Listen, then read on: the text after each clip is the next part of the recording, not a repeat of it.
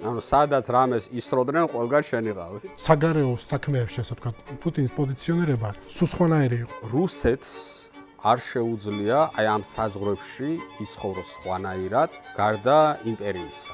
ყოველდღე ვხედავდი ამას, რომ უკრაინელები იდგნენ. სევერდონეცკიდან რომ გავდიოდით ჩვენ, მაშინ შემოდიოდნენ კოლონებით უკრაინული ჯარები. არის საშიშროება, რომ ადგილობრივ მოსახლეობამ დაუჭიროს ხარი რუსეთს. ბებიები, ბაბუები, ბავშვები, ქალები სანგრებს თხრიდნენ. გასაგებია პოლიტიკურად შეიძლება რაღაც შეცდომები დაუშვა ზელენსკიმ, მაგრამ 20-დან ერთი ადამიანი თუ გეტყოდა, რომ მეორე მსოფლიო ომამდე ჩემი წინაპრები აქ ცხოვრობდნენ. გასაგებია რომ ავდიივკაში სიღარიბია, მაგრამ ბახმუჩო შემოდიხარ, რაღაცა ცივილიზაციას ატყობ რა.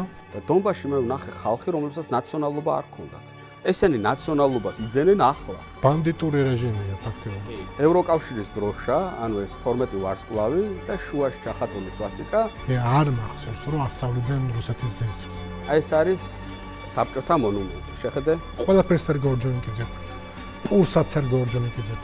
სოვიეტოლოგი და საბჭოთა კავშირის სპეციალისტი ვერავინ ვერ გახდება, ვისაც იქ არ უცხოვრია.